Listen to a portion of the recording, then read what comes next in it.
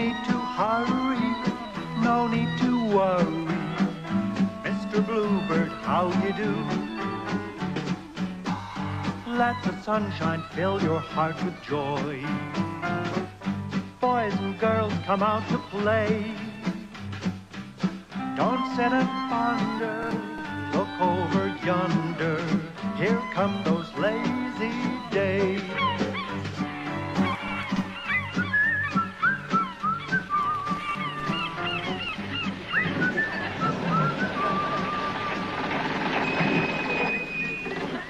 Right, here we are. You feeling better, Trevor? Sorry, Dad, but you know how I hate long car journeys. Oh, come on, Trevor. It was only 9 miles. All the windows open. Stopped 4 times. Anyway, there's something here I want to show you. Look there. See? Yeah, I know. It's blue, isn't it? Let's see. What else can you see out there?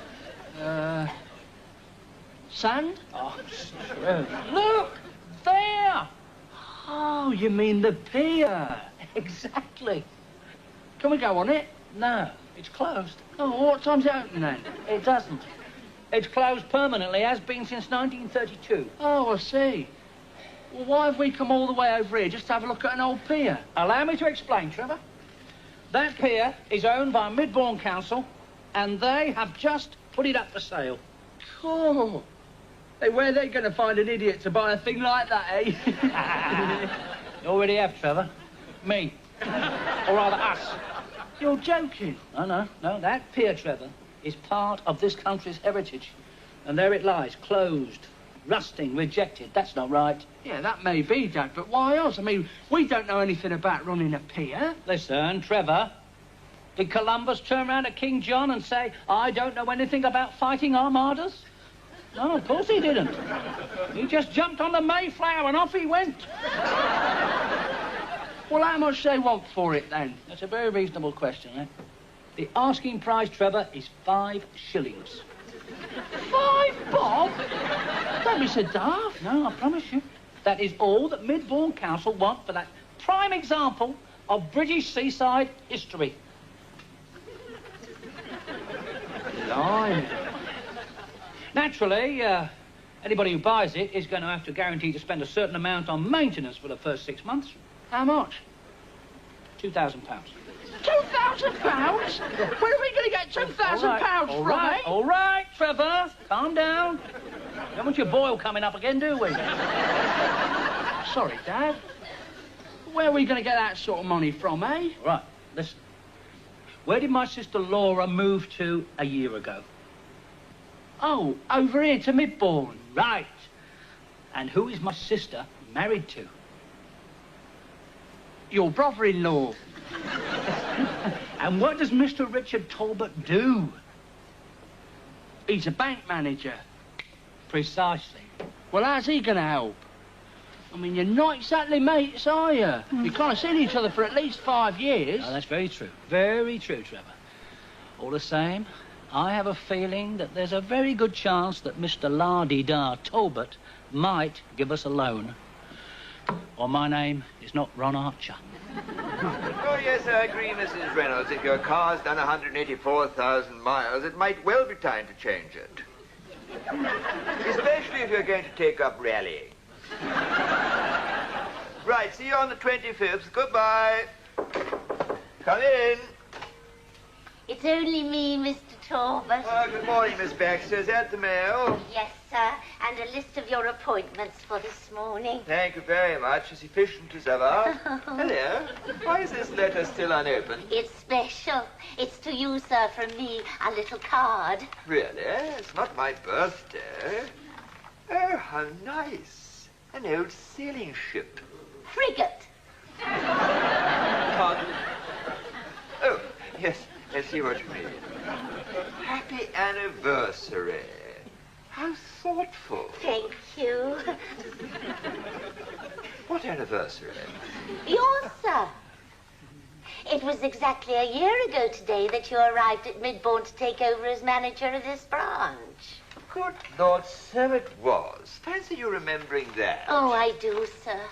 You see, it's been absolutely marvellous since you took over from Mr. Russell. I really enjoy coming to work now. Well, I'm very glad to hear it, and thank you for the card. Hey, by the way, Miss Baxter, did you manage to telephone Middleton Motors about having my car serviced tomorrow? Yes, I did, but they said they were fully booked. Really? Well, phone them back and ask to speak to Mr. Middleton himself. Very good, sir. We can look after their account. They can look after my car. You scratch my back and I'll scratch yours. Eh, Miss Baxter? Oh, Mr. Oh, I see what you mean. Yes, the appointments. Mr. Harris was coming in first this morning, wasn't he? Oh, yes, he was, sir, but he's had to cancel it. Something about a sudden bereavement. Not his own, presumably. Oh, that's awfully funny, sir. Oh, you do have a very dry sense of humor, you know. Oh, do I? Just the sort I like a man to have. Really? Well, anyway, does that mean that I don't have a first appointment this morning? Oh, no, sir. After Mr. Harris cancelled, another gentleman telephoned and asked to see you, so I put him in instead. He's a new customer. Oh, jolly good. I think he was arriving as I came in to see you, so shall I send him in? Yes, please. Very good, sir. His name's Archer. Thank you, Miss Baxter. Archer? Not Ron Archer, by any chance. That is Mr. Archer. No, it can't be. Miss Baxter, could you do me a favor? Oh, anything, Mr. Talbot. Could you just open my door a touch? Have a look at this Mr. Archer and describe him to me. Oh, all right, Mr. Talbot. Well, I'd say he's about 45. It could be him. Yes, go on. And he's picking his teeth with one of our leaflets. That's it. It must be him. Are you all right, Mr. Talbot? You've gone quite pale. Could you open a window, please, Miss Baxter? You're not going to do anything silly, are you? Pardon? No, of course not. Oh, good, because we're only on the ground floor. Do you think you know the gentleman? What? Yes, possibly. Anyway, you better show him in. Very good, sir. Would you come in, Mr. Archer? Oh, tall up. Thank you.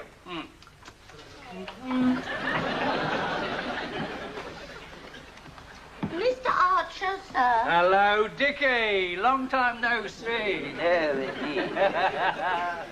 Is this your office, then? Yes, of course it is. Nice. Now, look, Ron, what exactly, Well, don't you usually ask your customers to sit down? What's that?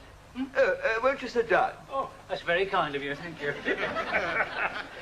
Well, then, how's Laura, my big sister? Yes, she's still pretty large. She's fine. Oh, great. How are you? Oh, rubbing along, you know. Oh, jolly good.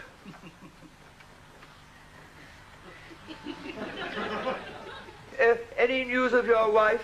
No, not yet, but she'll be back. It's only a question of time. How long is it now since you ran away with that publican fellow? 18 years.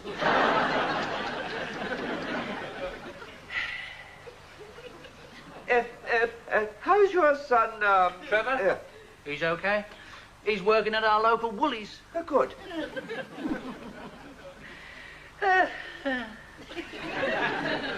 Yeah, it seems funny, doesn't it? I mean, the two of us sitting here, chatting away happily.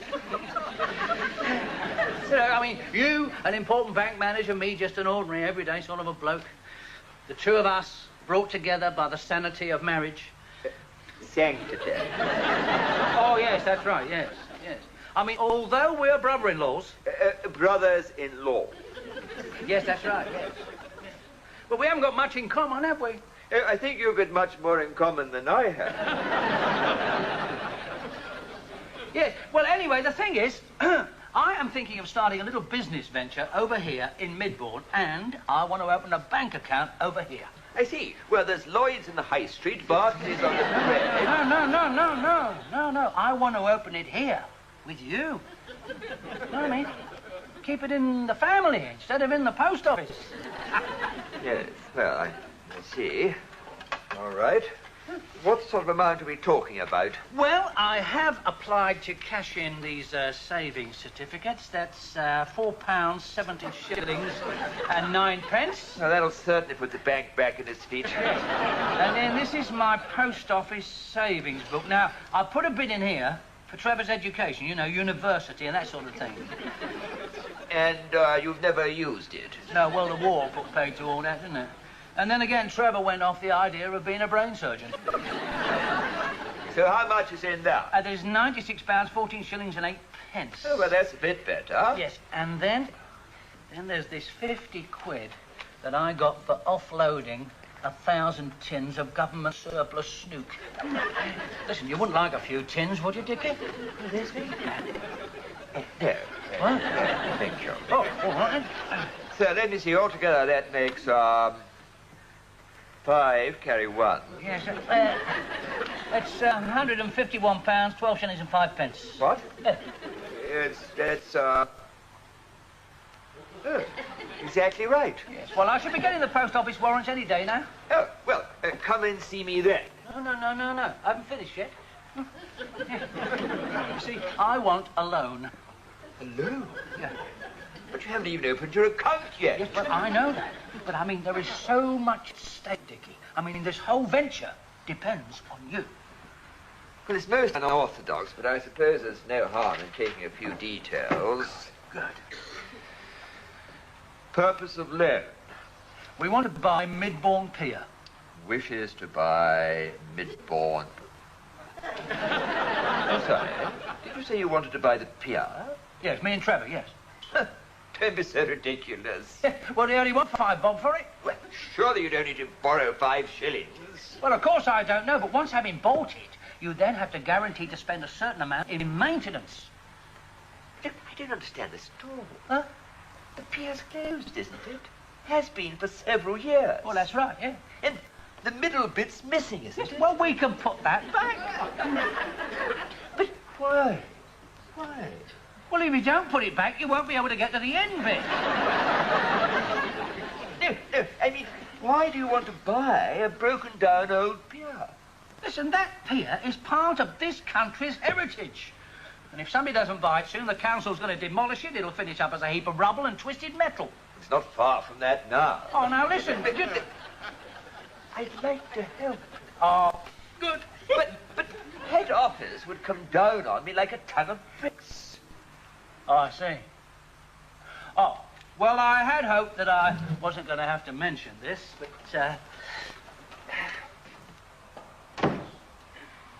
at our local Odeon, there's an usherette called Mandy. Now, she's told me some very interesting things about you, Dickie. I don't know anyone called Mandy. Oh, well, perhaps Mandy's surname might mean something to you then. Possibly. What is it? Smith. Now, does that ring a bell? Well, several, actually. There's Charles Smith at the golf course. There's Albert Smith at the No. museum. I'm talking about a Lady Smith. The only Lady Smith I know is the one that got relieved. No. I'm talking about a female Smith. Mandy's mum, to be precise. Gloria Smith. I believe she got relieved, in a manner of speaking. Oh, that's Smith. Yes. Charming woman. Yes, I believe, yes. It was when you first came over here to Midbourne, wasn't it? Yes, that's right. I needed somewhere to stay until I could find a place for Laura and the children to join me, so I answered her advert. Yes, and her prayers, by all accounts, her being a lonely widow. It was only for the first month. Anyway, there was nothing in it. Oh, I see. So there's nothing that you wouldn't want Laura to find out about, then? Well, Yes, I must say, she is a big girl, my sister, isn't she? yes. And you know what they say, don't you, Dickie? Hell hath no fury like a woman scorned. Yes. And, of course, all that scandal wouldn't help your relationship with head office, would it now? On top of all that funny business a few years back when all those travellers' checks lost their sense of direction. How do you know about that? Well, let's just say that Gloria can't keep a secret and neither can her daughter. And if I get upset, Dickie, my tongue can wag like a terrier's tail.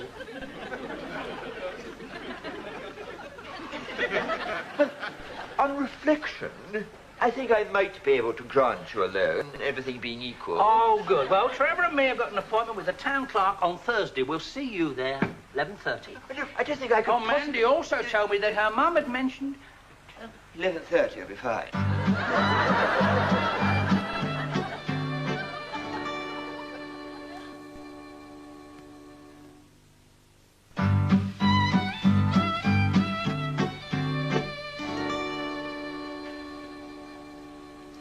Look at that, it's nearly 22 now. I don't suppose you've forgotten about us, do you?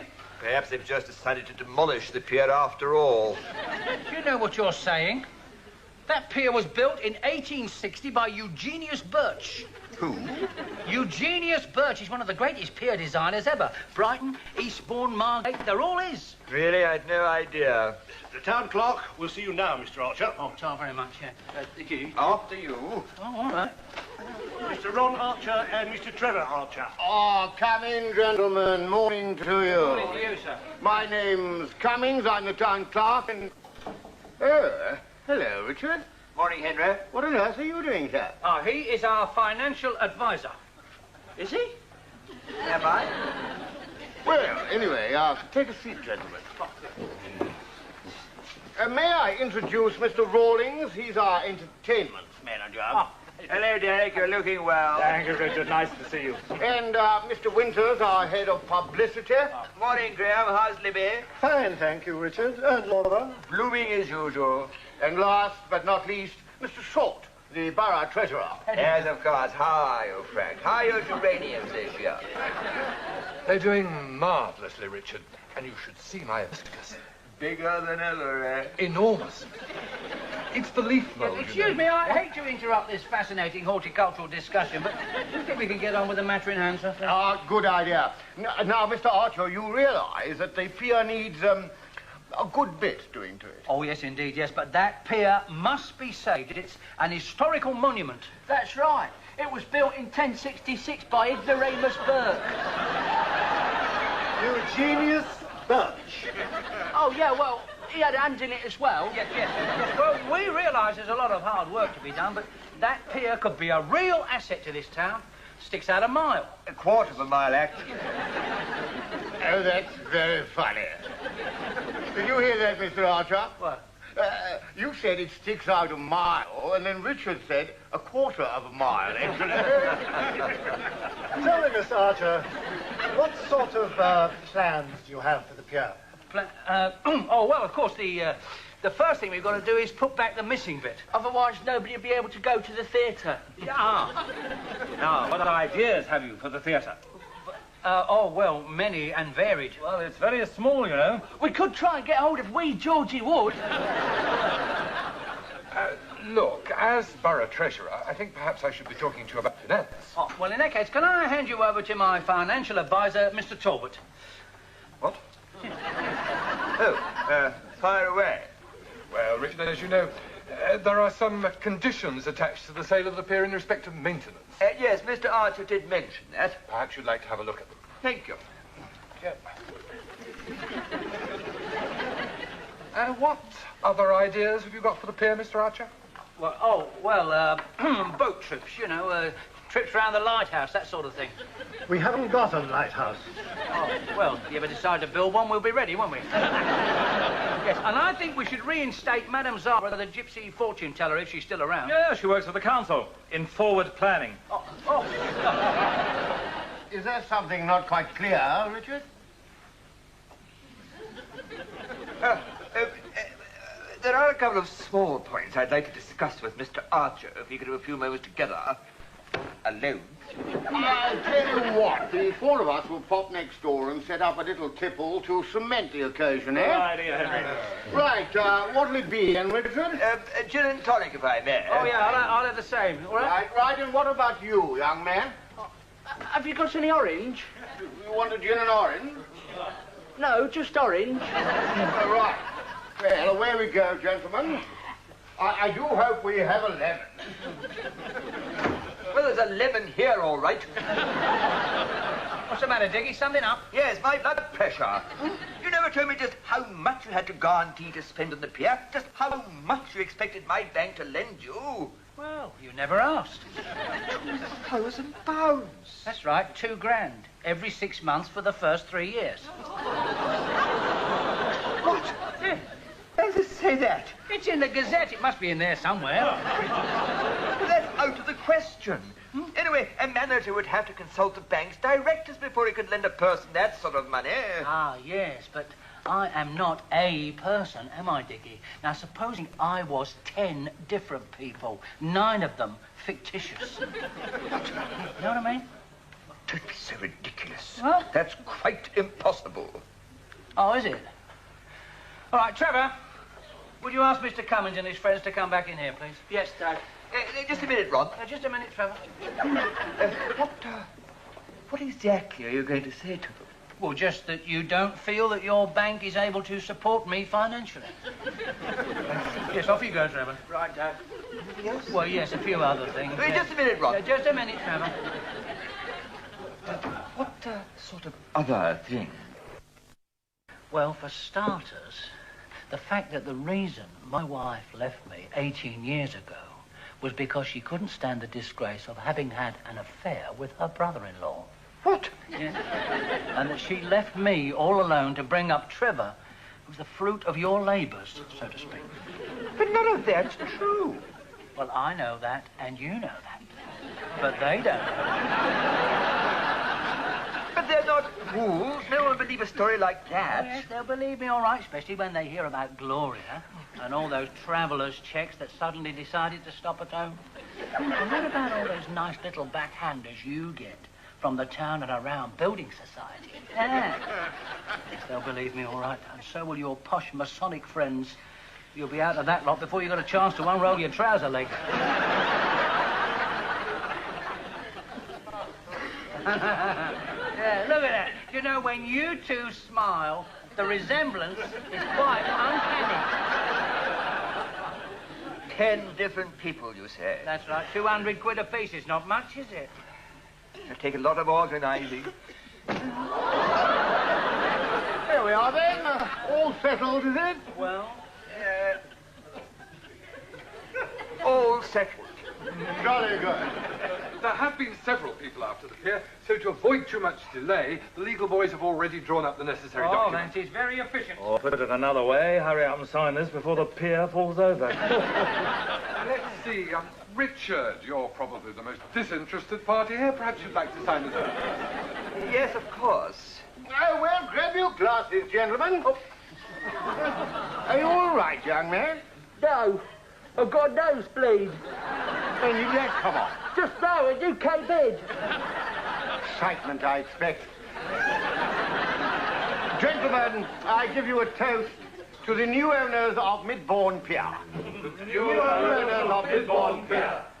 All 10 of them. Lazy days will soon be here again. Cares and troubles, toodaloo. No need to hurry, no need to